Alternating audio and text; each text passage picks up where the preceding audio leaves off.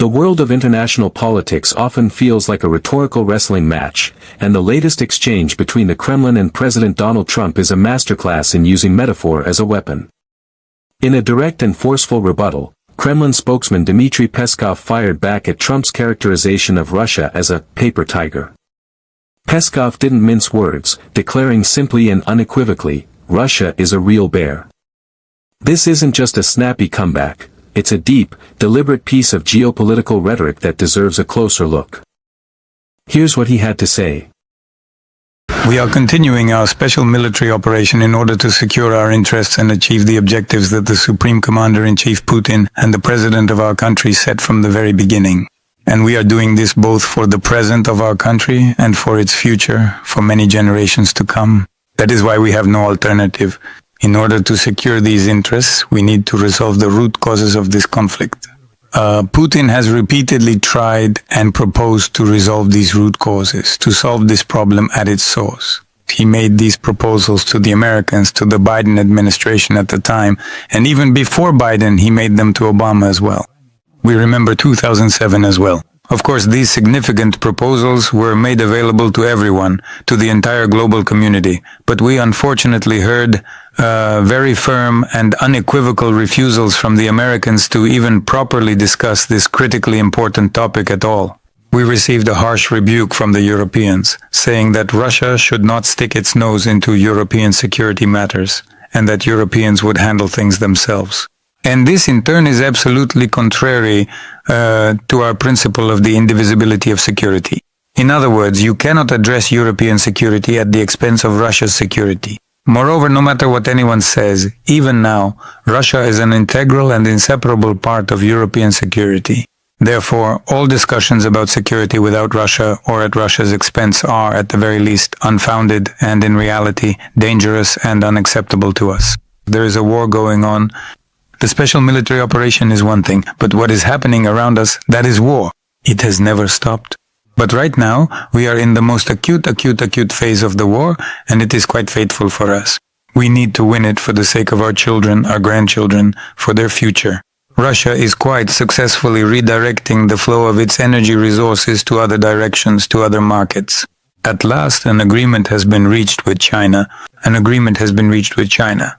An absolutely unprecedented contract has been signed, one that is set for many years and will not only provide a strong export potential for our respective company, but will also serve as a good driver for the development of all, let's say, adjacent regions of the Russian Federation. There should be no doubt about this. We are redirecting to other directions. For us, European markets are no longer premium markets. Instead, the markets in the East are becoming premium. And who knows, maybe some other regions will join in as well. This process is inevitable. The phrase paper tiger was used in relation to our economy, not a tiger at all. After all, Russia is more often associated with a bear. There are no paper bears, and Russia is a real bear. Putin has repeatedly described our bear, and he has done so with different emotions each and every time. You can recall this yourself here? There is nothing paper about this. The power of the bear metaphor. Trump's paper tiger is a classic term of derision, suggesting a country that projects strength but lacks real power or commitment. It's designed to minimize and dismiss. Peskov's response, however, completely reframes the narrative. The Russian bear is one of the most enduring and potent national symbols in the world. It evokes size and strength. The bear is immense, representing Russia's vast geography and military capacity. Hibernation and fury. The bear is slow to rouse, but once provoked, its fury is unstoppable. It suggests that Russia is patient but will defend itself with overwhelming force if pushed.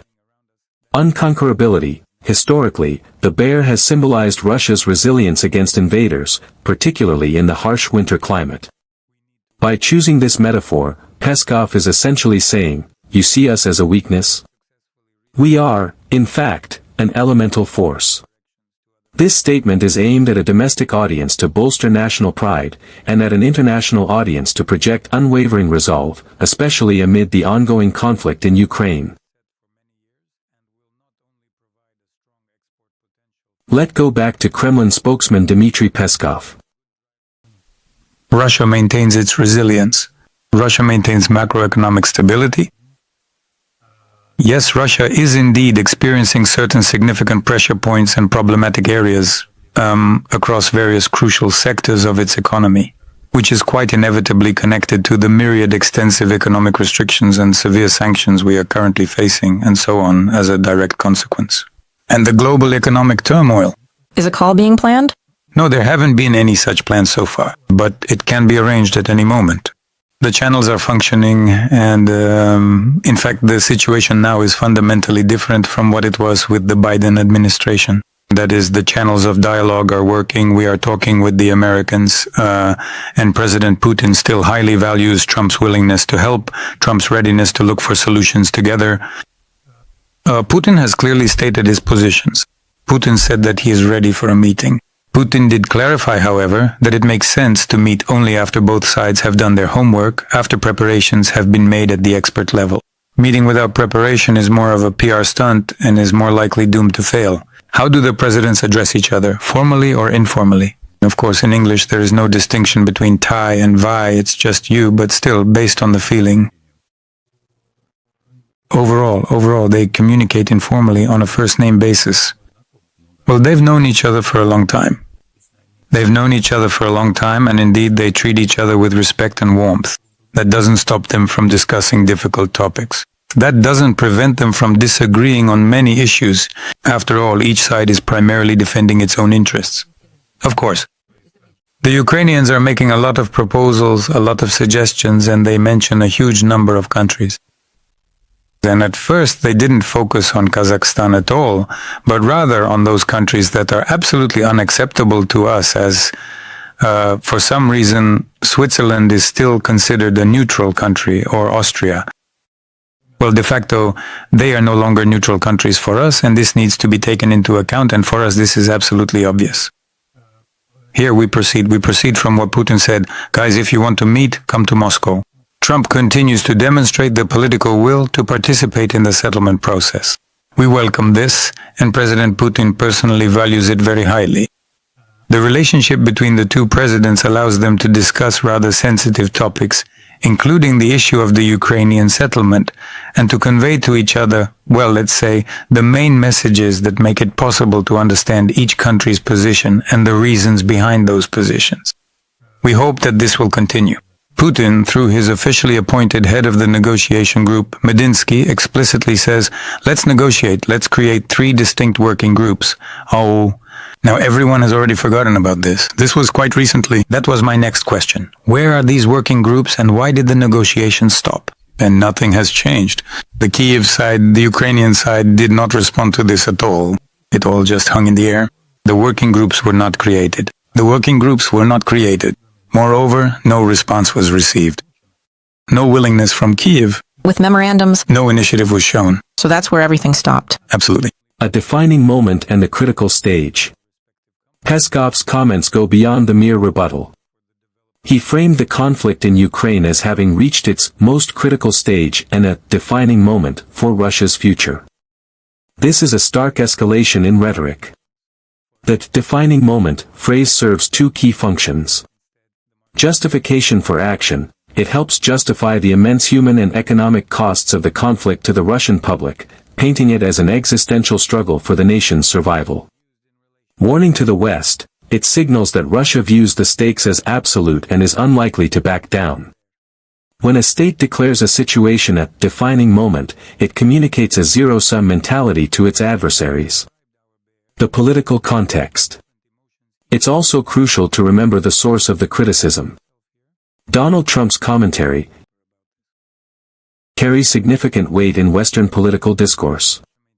Responding so forcefully to him ensures the Kremlin's narrative is front and center.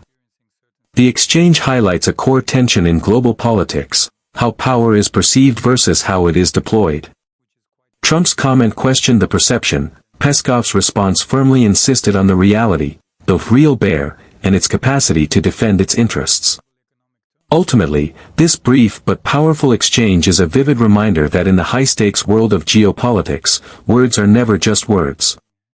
They are tools wielded to shape perceptions, influence allies, and send clear, unmistakable warnings to adversaries.